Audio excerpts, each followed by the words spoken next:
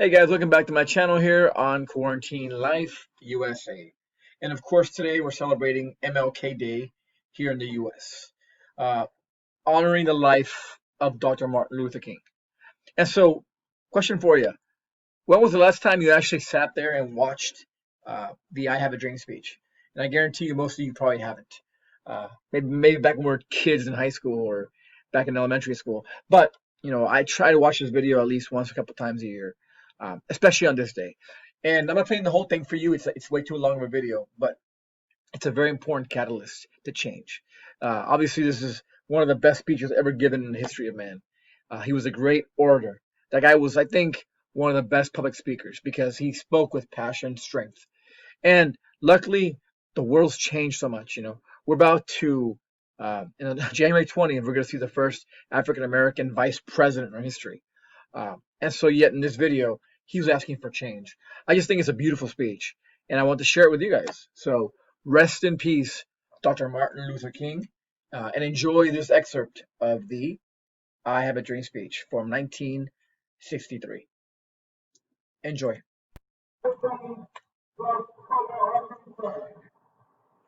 Instead of honoring this sacred obligation, America has given the Negro people a bad check. A check which has come back marked insufficient funds.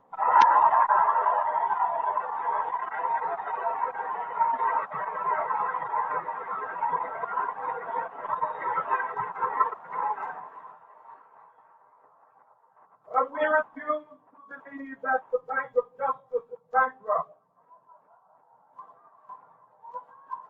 We refuse to believe that there are insufficient funds in the great vaults of opportunity of this nation.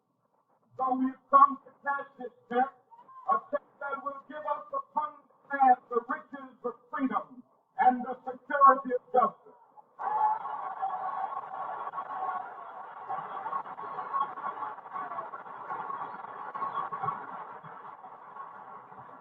We have also come to this hallowed spot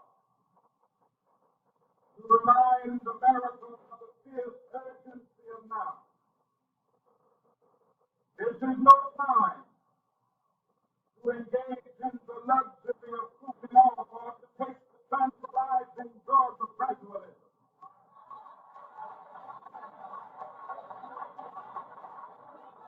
Now is the time to make real the promises of democracy.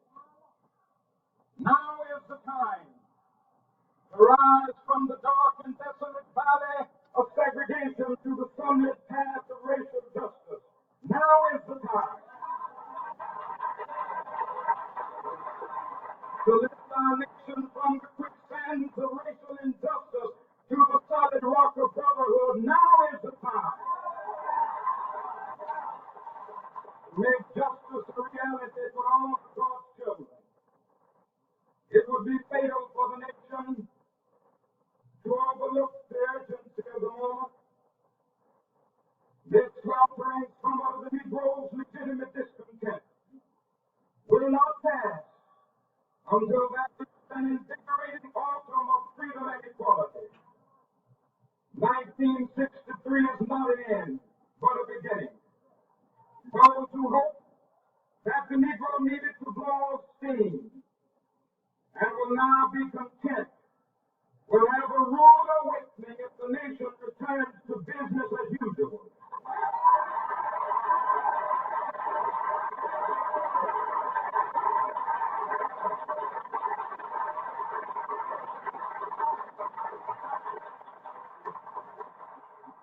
There will be neither rest nor tranquility in America until the Negro has granted his citizenship rights.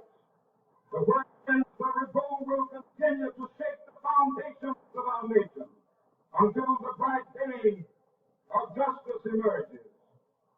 That's something that I must say to my people who stand on the one threshold which leads into the palace of justice. In the process of getting our rightful place, we must not be guilty of wrongful deeds. Let us not seek to satisfy our thirst for freedom by drinking from the cup of bitterness and hatred.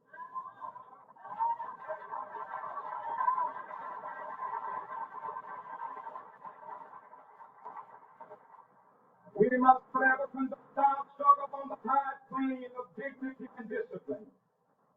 We must not allow our creative protest to degenerate into physical violence. Again and again, we must rise to the majestic heights of meeting physical force with soul force. The marvelous new militancy which has engulfed the Negro community must not lead us to a distrust of all white people. For many of our white brothers, as evidenced by their presence here today, have come to realize that their destiny is part of our destiny.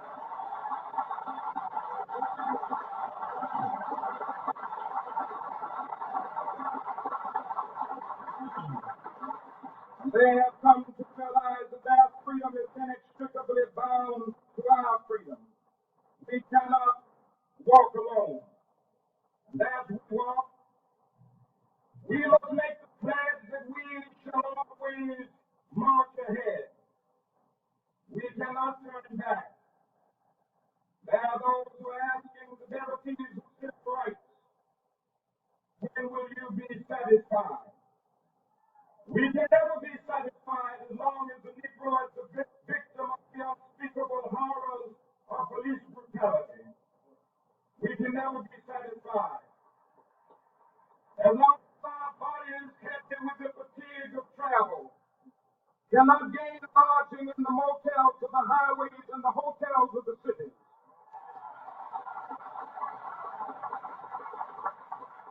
We cannot be satisfied as long as the Negro's basic mobility is from a smaller ghetto to a larger one. We can never be satisfied as long as our children are stripped of their selfhood and robbed of their dignity by signs stated for whites only.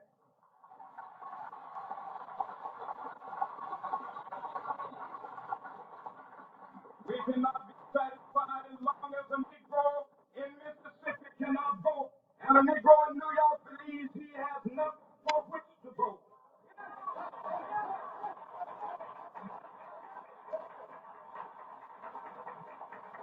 No,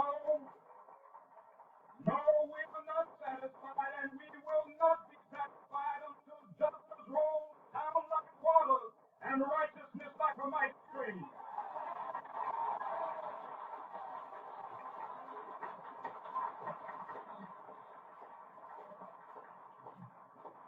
I'm mindful that some of you have come here out of great trials and tribulations.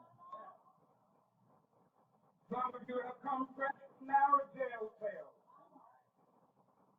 Some of you have come from areas where your quest for freedom left you battered by the storms of persecution, staggered by the winds of police brutality.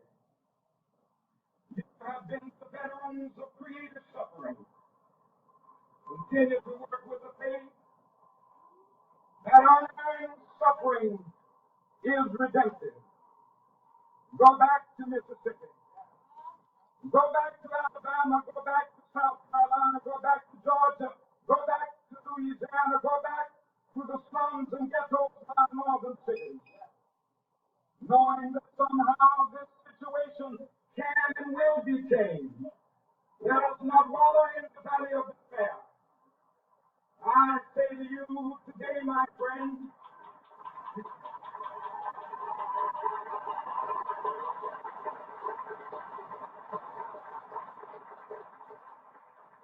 so even though we face the difficulties of today and tomorrow, I still have a dream. It is a dream deeply rooted in the American dream. I have a dream that one day this nation will rise up, live out the true meaning of its creed. We hold these truths to be self-evident that all men are created equal.